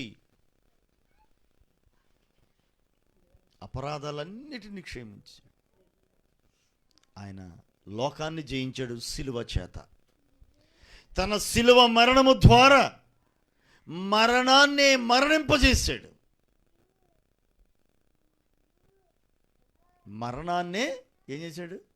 మరణింపజేశాడు.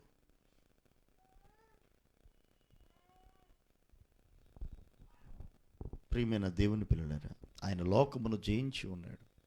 మనం భయపడాల్సిన అవసరం లేదు. ఈ శ్రమలను ఎన్నదగునిగా ఎంచకూడదు. అసలు ఎందుకు పనికిరాని అంతే. శ్రమల విషయంలో, బాధల విషయంలో మనం ఎంత మాత్రం కూడా కంగారు పడాల్సిన అవసరం లేదు. అది మనకు భాగ్యం, మన గొప్ప భాగ్యం, ధన్యత. అదే మత్తయి సువార్తలో చదువుకున్నాం కదా, నీతి నిమిత్తం హింసించబడు వారు ధన్యులు, పరలోక రాజ్యం వారిది అని చెబుతూ కంటిన్యూషన్ కూడా ఒకసారి, నా నిమిత్తం జనులు మిమ్మును నిందించి హింసించి మీ మీద అబద్ధముగా చెడ్డ మాటలెల్లా పలుకున్నప్పుడు మీరు ధన్యులు. దేవునికి స్తోత్రం. ఏంటంట మళ్ళీ ఒకసారి, నా నిమిత్తము జనులు మిమ్ములను నిందించి హింసించి మీ మీద అబద్ధముగా చెడ్డ మాటలెల్లా పలుకున్నప్పుడు మీరు ధన్యులు. మీరు సంతోషించి ఆనందించుడి. చప్పట్లు కొట్టండి ఒక్కసారి. Praise the lord. హల్లెలూయా. సంతోషించి ఆనందించండి. ఎప్పుడు? నీతి నిమిత్తం, దేవుని నిమిత్తం మీరు హింసించబడుతున్నారా, నిందించబడుతున్నారా, అవమానపరచబడుతున్నారా? అయితే ఏం చేయమంటున్నాడు? ఏడుచుకుంటూ కూర్చోండిరా అనలా. ఏడుచుకుంటూ కూర్చోమన్నాడా? ఏం చేయమన్నాడు? సంతోషించి ఆనందించండి, పరలోకమందు మీ ఫలం అధికమగును. హల్లెలూయా. అనవసరంగా ఎవరైతే నిన్ను నిందిస్తున్నారో, అనవసరంగా ఎవరైతే నిన్ను అవమానపరుస్తున్నారో, అనవసరంగా ఎవరైతే నిన్ను శ్రమల పాలు చేస్తున్నారో, వాళ్ళందరూ కూడా నీకు కీడుగా చేసేది నీకు మేలే చేస్తున్నారు. ఏమిటో ఆ మేలు తెలుసా? పరలోకమందు నీ ఫలం అధికమవుతుంది. నీ ఫలం అధికమం చేస్తున్నారంట వాళ్ళు. మరి వాళ్ళు నీకు మేలు చేసినట్టే కీడు చేసినట్టే? చూడడానికి ఏమో కీడు చేసినట్టుగా ఉంది చూడటానికి, కానీ అది మేలే. అది మేలు, అది గొప్ప ధన్యత. కీడు వెనక మేలు ఉంటుంది. ఒక కీడు సంభవించిందా, శ్రమ కలుగుతూ ఉందా, అయితే దాని వెనక గొప్ప మేలు ఉన్నదని ఎప్పుడు కూడా మర్చిపోవద్దు. హింసించబడుతున్నావా, అయినా భయపడాల్సిన పని లేదు. దాని వెనక గొప్ప మేలు, గొప్ప దీవెన, ధన్యత దాగి ఉంది. ఈ సత్యమును గుర్తెరిగి కీడు కలిగిందని, శ్రమల పాలవుతున్నామని, హింసించబడుతున్నామని, కొట్టబడుతున్నాం, నెట్టబడుతున్నాం, నిందించబడుతున్నామని ఏడవలసిన అవసరం లేదు. మించి సంతోషించండి. కలిగిన శ్రమను బట్టి, కలిగిన నిందను బట్టి సంతోషించండి. మిమ్మును మీరు నిందించుకోవద్దు. మా కర్మ ఏం చేస్తాం? మా కర్మ అండి, మా కర్మ ఏం చేస్తాం? దేవుని నమ్ముకున్నందువల్ల ఇది నిందలు, అవమానాలు ఎందుకు అని ఏడవద్దు. సంతోషించండి. వాక్యం చాలా స్పష్టంగా ఉంది. యేసయ్య చెప్తున్నారు, సంతోషించండి, ఆనందించండి. ఏమండి, శ్రమలు కలిగితే ఓ పక్క నిందిస్తా ఉంటే నవ్వెట్టొచ్చుద్దండి? ఎలా సంతోషించగలం? ఎట్లా సంతోషిస్తామండి? చెప్పడానికి అయ్యగారు మీరు బాగానే చెప్తున్నారు, కానీ మనసు కొంచెం బాధపడుతుంది, కాదనలేము. ఆ తర్వాత తేరుకో, వాక్యం తెలుసుకో, సత్యమును తెలుసుకో, సంతోషించు, ధైర్యంగా ఉండు. ఈ షడ్రక్ మెషక్ అబేద్నెగోలు ధైర్యంగా ఉండుటలో గల కారణం అండి ఇది. వారి ధైర్యానికి కారణం ఏంటి? ఇదే కారణం. ఈ శ్రమ వెనుక, ఈ హింస వెనుక దేవుడు గొప్ప మేలు నా కొరకు దాచి ఉంచాడు. ఇది మా ధన్యత అని ఎంచుకున్నారు. ప్రభు కొరకు హింసించబడుట ఇది ధన్యత అని ఎంచుకున్నారు. ఒకసారి అపోస్తుల కార్యాల గ్రంథం 14:22 చూడండి. 14:22 అపోస్తుల కార్యాలు 14:22.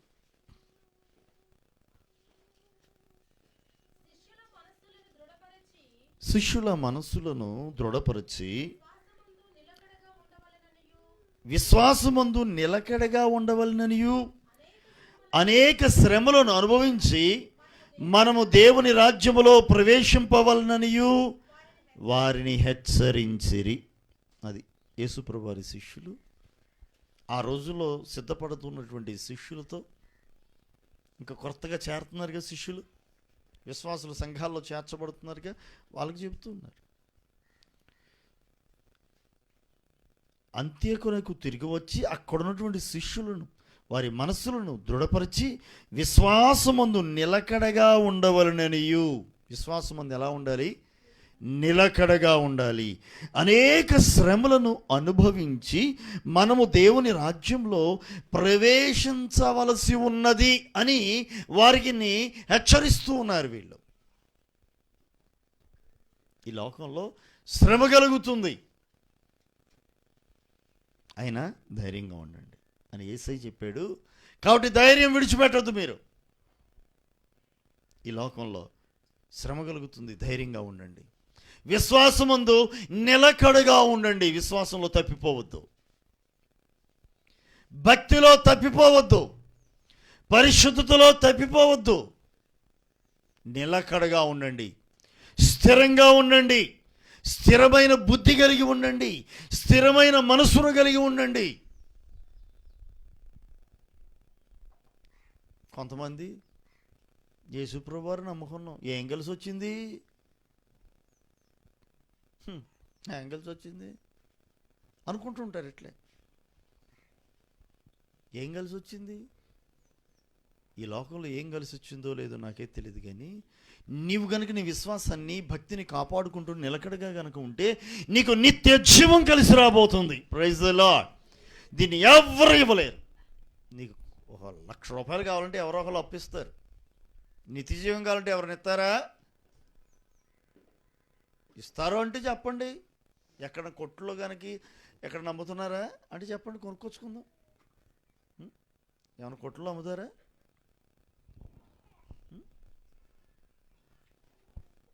ఎక్కడ దొరకదు అది.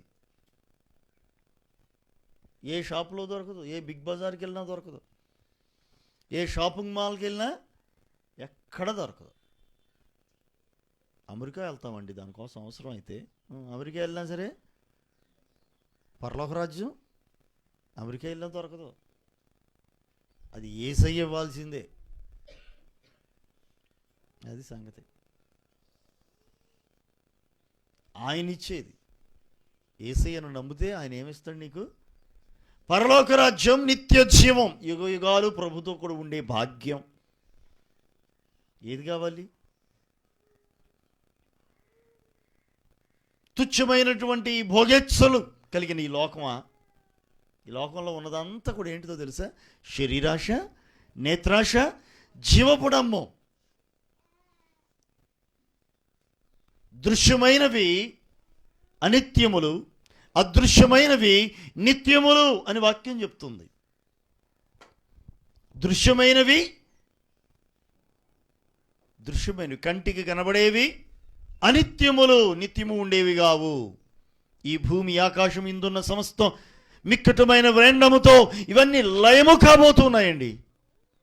ఇవేమి ఉండేవి కావు, స్థిరమైనవి కావు. ఇవి కంటికి కనబడేది ఏది స్థిరం కాదు. మరి ఏది స్థిరం? కంటికి కనబడినదే. కంటికి కనబడకుండా ఉందే అది స్థిరం. అదృశ్యమైనవి స్థిరములు అని వాక్యం చెప్తుంది. ఇప్పుడు నీకు ఏదైతే కంటికి కనబడట్లేదో అదే స్థిరం.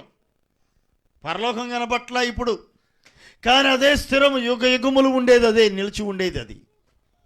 నరకం కూడా కనపట్లా. అదేమైనా కనపడుతుంది ఎవరికన్నా?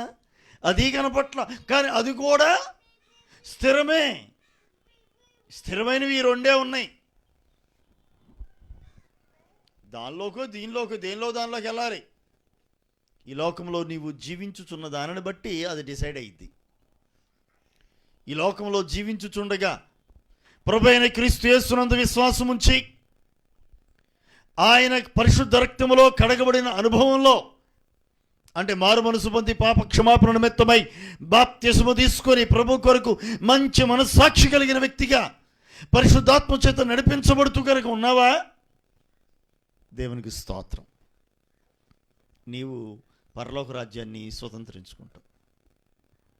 లేని పక్షమైతే నిత్య నరకాగ్ని గుండంలోనికి త్రోసివేయబడతావు.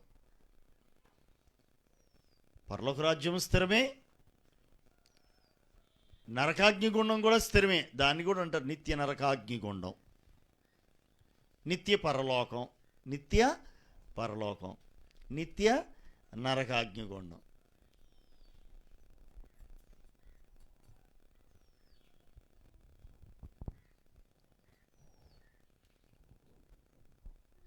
డిసైడ్ అయ్యేది ఇక్కడే.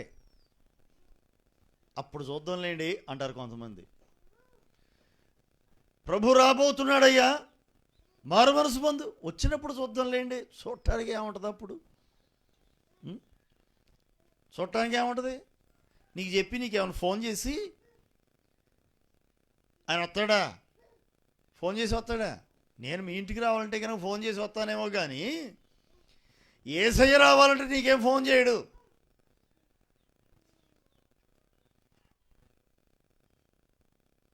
కడబోర శబ్దం వినబడుతుంది, రెప్పపాటులో ఎత్తబడటం. ఇక అంతే. ఆ శబ్దం, ఆ కడబోర శబ్దం రక్షించబడిన వారికి మాత్రమే వినబడింది, మిగిలిన వాళ్ళకి వినపడదు. రక్షించబడిన వారికి మాత్రమే, సిద్ధపరచబడిన వారికి మాత్రమే అది వినబడుతుంది. అట్టి వారి మాత్రమే మహిమ శరీరమును ధరించుకున్న వారై రెప్పపాటులో మహిమ శరీరమును ధరించుకుని మేఘాల మీదకు కొనిపోబడుదురు.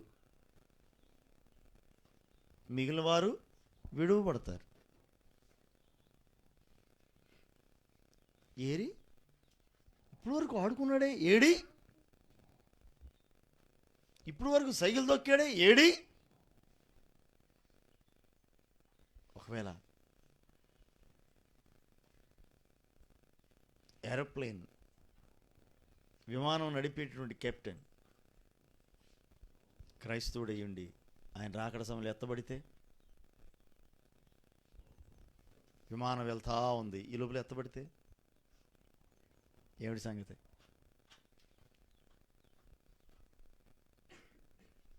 ట్రైన్ దూరే ఆయన, బస్సు దూరే వాళ్ళు.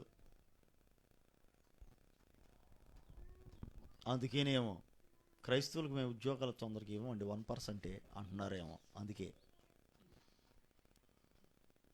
వీళ్ళు ఎప్పుడు మాయమవుతారో మనకు తెలీదు.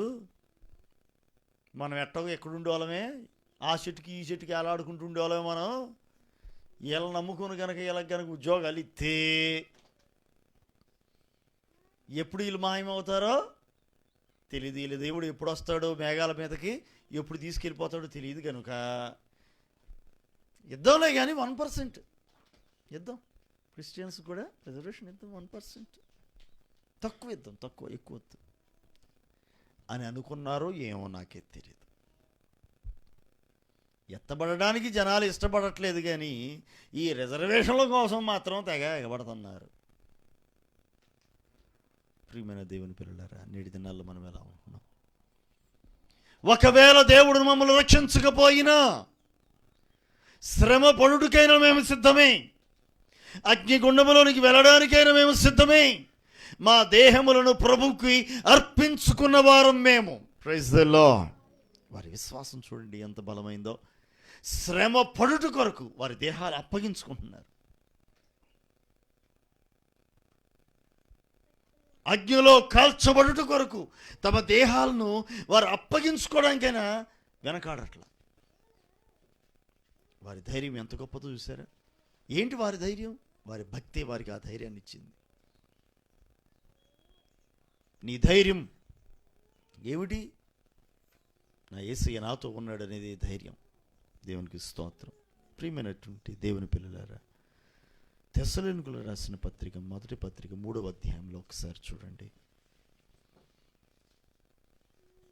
3వ అధ్యాయం 3 నుండి 3-4.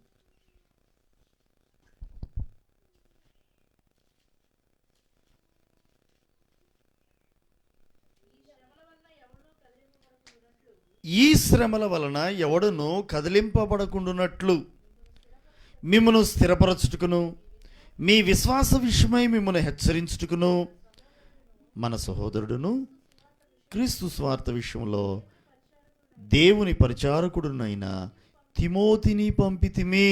చాలు. ఈ శ్రమల వలన ఎవడును కదిలింపబడకుండునట్లు మిమ్మును స్థిరపరచుటకు. ఈ లోకంలో వస్తున్నటువంటి ఈ శ్రమల వలన మీరు కదిలింపబడకూడదు. మీ విశ్వాసం స్థిరంగా ఉండాలి. అది దేవుని ఉద్దేశం. శ్రమలు కలుగుతాయి, లోకములో శ్రమలు కలుగుతాయి. ఆయన నేను లోకమును జయించి ఉన్నాను అన్నాడు కదా యేసయ్య. లోకంలో శ్రమలు కలుగుతాయి. ఆయన ప్రభు కొరకు మీరు నిలకడగా ఉండండి. విశ్వాసమందు మీరు నిలకడగా ఉండండి. దాన్ని పోగొట్టుకోవద్దు. శ్రమ కలుగుతుంది, కొంచెము కాలం శ్రమ. ధైర్యంగా ఉండండి. ప్రభు ఈ లోకాన్ని జయించాడు. ఈ శ్రమలు మిమ్మల్ని ఏమీ చేయలేవు, వాక్యం చెబుతుంది. అలానే పేతురు పత్రిక, మొదటి పత్రిక 4వ అధ్యాయం 12-13 వచనాలు చూడండి. 4వ అధ్యాయం 12 చదవండి.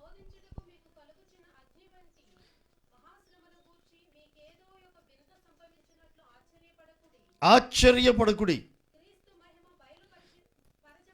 క్రీస్తు మహిమ బయలుపరచబడినప్పుడు మీరు మహా ఆనందముతో సంతోషించు నిమిత్తం క్రీస్తు శ్రమలలో మీరు పాలివారై ఉన్నంతగా సంతోషించుడి. దేవునికి స్తోత్రం. క్రీస్తు నామము నిమిత్తం మీరు నింద పాలైన ఎడల మహిమా స్వరూపైన ఆత్మ అనగా దేవుని ఆత్మ మీ మీద నిలుచుచున్నాడు గనుక మీరు ధన్యులు. ఎవరంట? మీరు ధన్యులు. క్రీస్తు శ్రమలలో మీరు పాలివారై ఉన్నంతగా సంతోషించుడి. క్రీస్తు శ్రమలలో పాలివారగుట ఎంత గొప్ప భాగ్యం అండి. మనం అంటాం కదా, యేసు ప్రభు వారి కాలంలో కనుక నేనుంటే, ఇప్పుడు అంటాం. ఇప్పుడైతే అంటాం. అసలు ఆ టైంలో నేను కనుక పుట్టున్నట్టయితే యేసు ప్రభు మీద ఒక కొరడా దెబ్బ పండించోండా నేను. ఏమండి, కొడత నీ కళ్ళ ముందు యేసయ్యను కొట్టబోతున్నారు. ఏం చేస్తావు నువ్వు? చెప్పు. ఏం చేస్తారు? చెప్పరేంటండి? నేను దెబ్బ పడేస్తానా ఏంటి? ములగలపాటి వారు కూడా వెళ్తున్నా నేను. యేసురత్నం, మీ ఊరు వస్తున్నా. ఎవరన్నా గనక ఏదన్నా నన్ను అంటే ఊరుకుంటావు నువ్వు? కొట్టడానికి వచ్చారనుకో ఏం చేస్తావు? ఊరుకుంటావా? ఊరుకుంటారా అమ్మా? ఒకవేళ లేవు అప్పుడు, తర్వాత ఎప్పుడుకోవచ్చు తెలిసిన సంగతి ఏమంటావు? నేను ఉన్నట్టే దెబ్బ అండిచ్చోండి అశోకన్న మీద. అసలు అవసరమైతే ఆ దెబ్బ ఏదో నేను తినోండి కానీ అంటామనమా? ఎందుకంటే కారణం నా మీద ఉన్నటువంటి ప్రేమ. అది ఆ ప్రేమ కొద్ది ఏమంటాం? దెబ్బ నేను ఎందుకు పడిన, అవసరమైతే నేను తినోండి ఆ దెబ్బలో.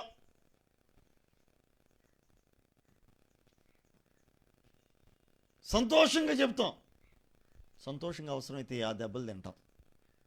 అవసరమైతే ఆ మాటలు పడతాం, దాన్ని బట్టి బాధపడం, మనం సంతోషిస్తాం కదా. అట్టనే ఏసే కాలంలో కనుక నువ్వు ఉన్నావే అనుకో, ఏసై మీద కొరడాలతో కొట్టబోతున్నారు ఏసైని. ఏం చేస్తారు? అమాంతం అడ్డం పడిపోవు. అమ్మో ఏసైని కొడుతుంది అలాలు కానీ చూస్తా కూర్చున్నారు, కానీ నేనెందుకు కూర్చుంటాట. ఆ శిష్యులు పారిపోయారు, కానీ నేనెందుకు పారిపోతా అని అంటలా. మనం అనుకునేది అదేగా. పేతురు ఏమన్నాడు? అసలు ఆయన ఎవరో నాకు తెలియదు అన్నాడు. దౌర్భాగ్యుడు, పనికిమాలినోడు, ఎంట తిరిగినోడు, ఎట్టంటమేంటి అని ఎన్ని తిడతామో. అంత నమ్మకంగా 3.5 సంవత్సరాల పాటు ఆయనతో పాటు తిరిగి ఇప్పుడు ఏమంటున్నాడు? ఈయన ఎవరో నాకు తెలియదు అని అంటున్నాడని ఆడిపోసుకోవట్లా పేతుర్ని. ఇస్కరేతు యోధాను గురించి ఆడిపోసుకోవట్లా. యేసుప్రభువు నమ్మేశాడు వెండి నాణాలకి.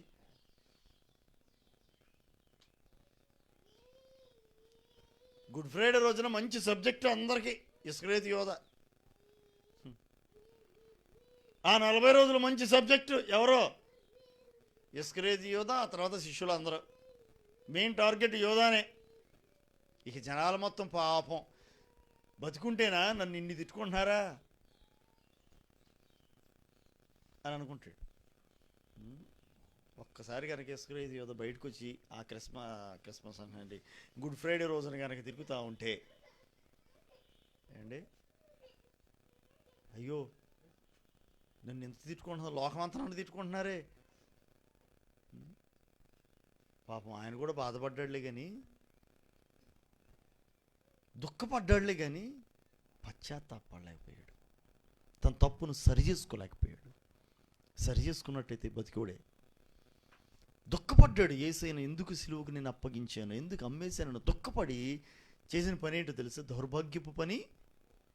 ఊరేసుకుని చచ్చిపోయాడు. ఎందుకు? దాని బదులు యేసయ్య పాదాల దగ్గరికి వచ్చి ప్రభువా నన్ను క్షమించయ్యా అన్నట్లయితే కనుక ఆయన క్షమించుటకు సిద్ధ మనసు కలిగిన వాడు. అపోస్తలత్వాన్ని పోగొట్టుకునేవాడు కాదు, ప్రభు కొరకు సాక్షిగా బ్రతికేవాడే. పేతురు కూడా తప్పు చేశాడు. ఆయన ఎవరో నేను ఎరుగును అని చెప్పేసి అన్నాడు, బొంకాడు. ఆ తర్వాత పశ్చాత్తాపడ్డాడు. ప్రభువా నన్ను క్షమించయ్యా అన్నాడు. క్షమించాడు. తన ఆత్మతో అభిషేకించాడు. ఒక బలమైనటువంటి ఒక శిష్యుడిగా, పరిచారకుడిగా, అపోస్తలుడిగా దేవుడు గొప్పకి వాడుకున్నాడండి.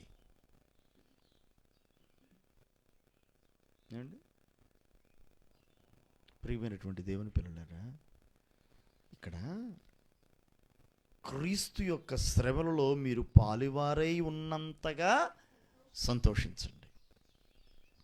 ప్రభు నిమిత్తం, నీతి నిమిత్తం మీరు హింసించబడుతున్నారా, శ్రమ అనుభవిస్తున్నారా? అయితే క్రీస్తు శ్రమలలో మీరు పాలివారమయ్యాము అన్నంతగా మీరు సంతోషించండి. ఈ నింద నాకు కాదు, నా ప్రభువుకి. నా ప్రభు కొరకు నేను నిందించబడ్డా. నా ప్రభు కొరకు, నా ప్రభు కొరకు అని సంతోషించండి.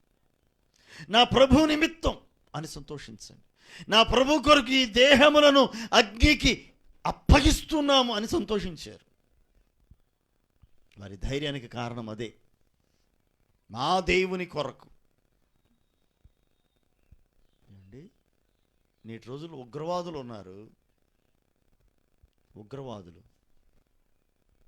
ఈ ఉగ్రవాదులు వారు ఏదో ఒక గురి కలిగి జనాలను నాశనం చేసేస్తున్నారు కదా. వారు నమ్మిన సిద్ధాంతం కొరకు ఆత్మాహుతి చేసుకుంటున్నారు. చంపుతున్నారు, లేకపోతే చచ్చిపోతున్నారు. వీరు చచ్చిపోయి ఎంతోమందిని చంపుతున్నారు నమ్మిన సిద్ధాంతం కోసం. యేసయ్య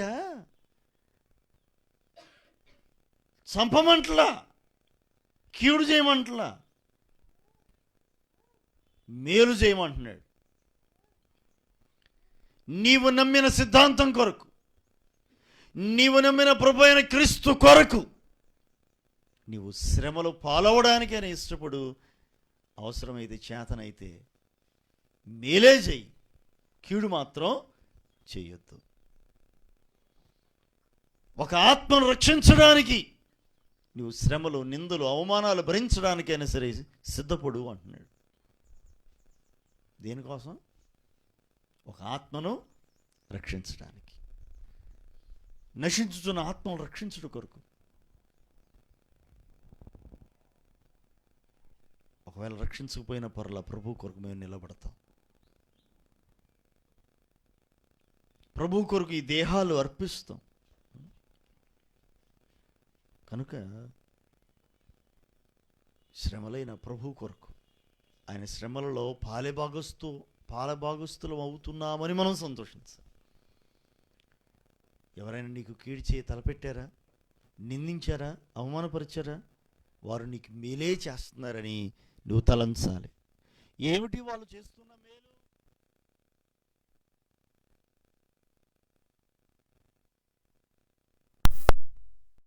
నిందను బట్టి వారు వేసిన నింద నీ ఫలాన్ని అధికం చేస్తుంది, నిన్ను ధన్యుడిగా మార్చుతుంది. ఆ అవమానం, ఆ శ్రమ అది మేలే, కీడు మాత్రం కాదు అని చూడు. క్రీస్తు శ్రమలలో పాలిభాగస్తులం అవుతున్నామని ఆనందించాలి. అందుకోసమే ఈ షడ్రక్, మెషక్, అబేద్నెగో అనే వారు, ఈ ముగ్గురు కూడా ఒకవేళ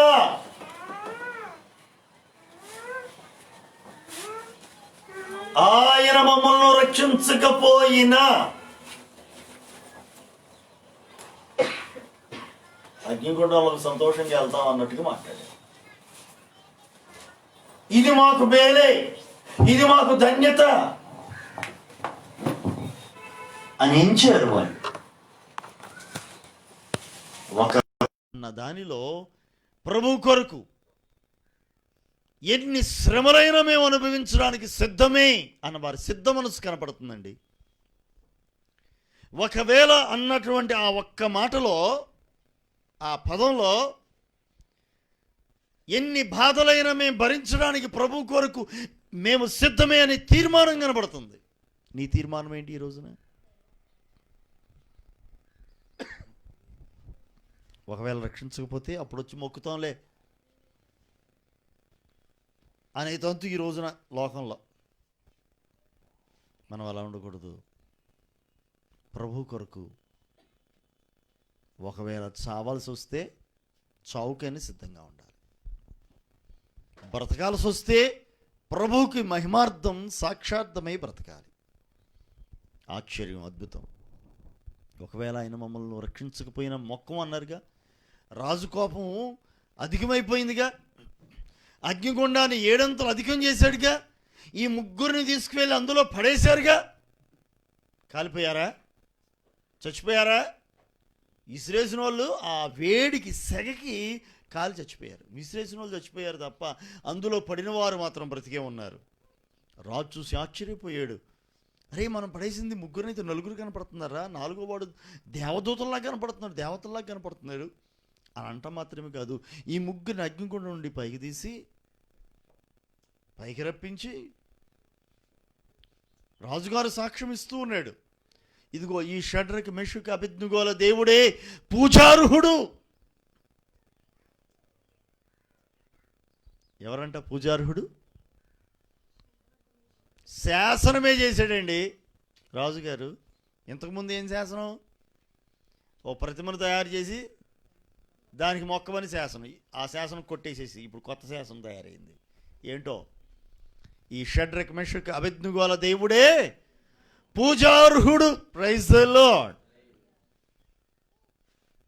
ఆయన్ని మీరు పూజించాలి, ఆయన్ని ఆరాధించాలి, ఆయననే సేవించాలి. దేవునికి మహిమ కదా. ఈ ముగ్గురు నిలవబడుతున్న బట్టి దేవునికి ఘనత కదా. బ్రతికారు, దేవునికి మహిమకరంగా బ్రతికారు, దేవునికి సాక్షార్థమై బ్రతికారు. ఒకవేళ చనిపోయారా? చనిపోతే కనుక దేవునితో కూడా ఉండేవారు. పరలోకమందు వారి ఫలము అధికమయ్యేది. దేవుని సన్నిధిలో ప్రభుతో కూడా ఆనందిస్తూ ఉండేవాళ్ళు. అది భాగ్యమే. పౌలు గారు అన్నట్టుగా, నా మటుకైతే బ్రతుకుడు క్రీస్తే, చావైతే మరి లాభమే. చచ్చిపోతే మరి లాభం, బతికితే క్రీస్తు కొరకు. వీళ్ళు దాన్ని చేసి చూపించారు. దానియేలు గ్రంథంలో వీళ్ళు దాన్ని చేసి చూపించారు. క్రీస్తు కొరకు బ్రతికి చూపించారు. సాక్షార్థమే బ్రతికి చూపించారు. శ్రమల్లో నిలచి చూపించారు. విశ్వాసం ముందు నిలకడగా ఉన్నారు, స్థిరంగా ఉన్నారు. శ్రమల్లో ఎక్కడ కూడా భయపడలేదు, ధైర్యంగా ఉన్నారు. నేటి దినాల్లో క్రైస్తవుడా, నీకు ఎదురవుతున్న శ్రమలను బట్టి భయపడవద్దు. ప్రభు కొరకు నిలవబడు. అది ఎట్టి విధమైన శ్రమ అయినా, అది మరి ఇంకెలాంటి బలహీనత అయినా, అనారోగ్యమైన, నిందలైన, అవమానాలైనా ప్రభు కొరకు నిలవబడు.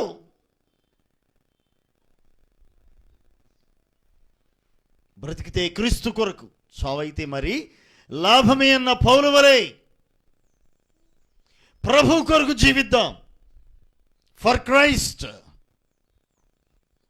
క్రీస్తు కొరకు. మీరు మన లోగో మీరు చూస్తుంటారు, ఫిలదెల్ఫియా అని ఉంటుంది. పి అనేటువంటి లెటర్లో, పి అనే లెటర్లో ఒకసారి పి అనే లెటర్ చూపిస్తారు. ఎక్కడ ఉందో, ఎటుంది, జూమ్ చేసి చూపించు. ఫిలదెల్ఫియా లోగో మీరు చూడండి. పి అంటే ఫిలదెల్ఫియా, దానిలో ఒక పావురం కనబడుతుంది. ఫిలదెల్ఫియా నుండి కింద రాసి ఉంటుంది ఫర్ క్రైస్ట్. కనబడుతుందా? ఫర్ క్రైస్ట్, ఫర్ క్రైస్ట్, క్రీస్తు కొరకు. క్రీస్తు కొరకు మనం బ్రతకాలి. బ్రతుకుతున్నామా? క్రీస్తు కొరకు. చనిపోయామా? అది కూడా క్రీస్తు కొరకే. Praise the lord. అర్థమైందా? ఒట్టుకునే పెట్టలే దాన్ని. క్రీస్తు కొరకు రోషంగా మనం జీవించాలి. క్రీస్తు కొరకు రోషంగా పరిచర్య చేయాలి. క్రీస్తు కొరకు రోషంగా భక్తి చేయగలిగిన వారమై ఉండాలి. ఫర్ క్రైస్ట్, క్రీస్తు కొరకే. నా మటుకు అయితే బ్రతుకుట క్రీస్తే.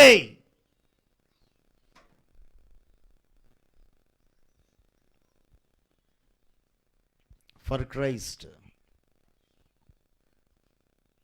క్రీస్తు కొరకు, క్రీస్తు కోసం. ఈ ముగ్గురు కూడా నిలబడ్డారు, దేవుని కొరకు నిలబడ్డారు. దేవునికి మహిమ కలిగింది. వారి పేరు ప్రఖ్యాతులు, వారి విశ్వాసం నేటికి కూడా కొనియాడబడుతూ కదా, ఖండాలకు దాటిపోయింది. వారి గురించినటువంటి వారి విశ్వాసముల గురించి, వారి విశ్వాసం, వారి భక్తి, వారి నిలబడిన విధానం, వారి సవాలుకరమైనటువంటి జయ జీవితం ఎందరో క్రైస్తవులు పురికొల్పింది. ఎందరో ప్రభు కొరకు మిషనరీలుగా వెళ్ళారు. చావుకైనా సిద్ధంగా వెళ్ళిపోయారు, మరణించడానికైనా సిద్ధపడి వెళ్ళిపోయారు. కొంతమంది మరణించిన వారు ఉన్నారు, కొంతమంది ప్రభు కొరకు అలా త్యాగంతరులుగా నిలిచిన వారు ఉన్నారు. చరిత్రలో అలా నిలిచిపోయారు. ఎందరికో వారు ఆదర్శప్రాయులు. వారి విశ్వాసం ఎందరికో మాదిరికరం. నేటి తరం ఇట్టి భక్తులను మాదిరిగా తీసుకోవాలి. కొంచెం శ్రమలు వస్తే దేవుడు మాకేం చేశాడు? మరి ఇట్లాంటి వాళ్ళకి అగ్నిగొండాలు లాంటివి ఎదురైతే ఏం చేస్తారో?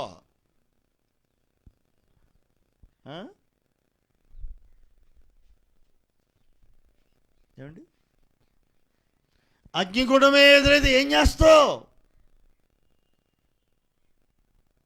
నిలబడతావా? నిలబడగలను అన్నా, ప్రభు కొరకు నేను నిలకడగా ఉండగలను, నా విశ్వాసాన్ని నేను కాపాడుకుంటాను, నా భక్తిని నేను కాపాడుకుంటాను అన్న ధైర్యం నీకుందా?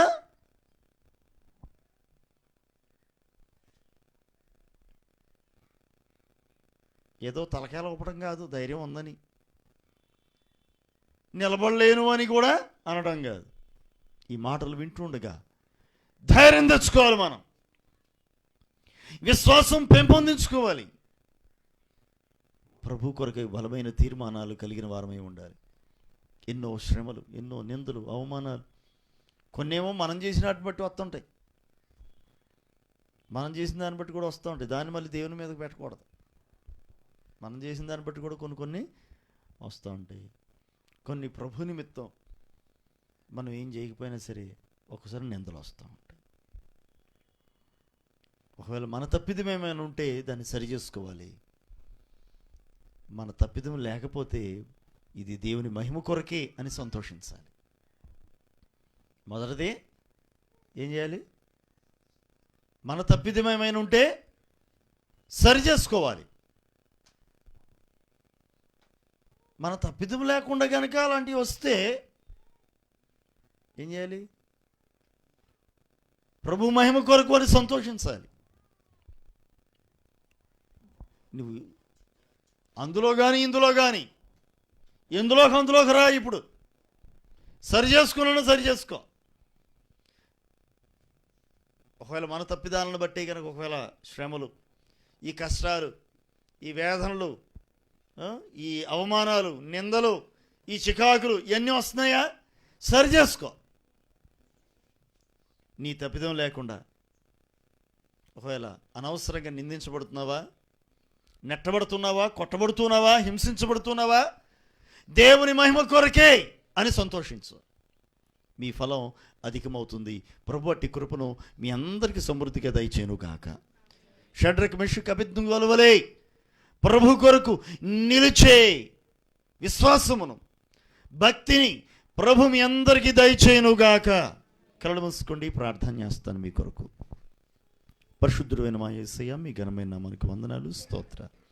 ఈ శ్రేష్టమైన సమయమందు ఇదిగో తండ్రి, షడ్రక్ మెషక్ అబేద్నెగోల యొక్క విశ్వాసాన్ని, వారి తీర్మానాలను మా ఎదుట ఉంచారు. ఒకవేళ మా దేవుడు మమ్మల్ని రక్షించకపోయినా ఇదిగో ఈ ప్రతిమకు మేము మొక్కమని నిలబడ్డారు. ఒకవేళ రక్షించకపోయినా మా దేహాలను ప్రభు కొరకు సమర్పిస్తాం అని నిలిచారు. నీ కొరకు మా దేహాలను అప్పగించుకోగలిగే తీర్మానమును, అట్టి విశ్వాసాన్ని మీరు అందరికీ దయచేయండి. మీ కృపలతో మమ్మల్ని నిలపండి. మీ కృపల చేత మమ్మల్ని బలపరచండి.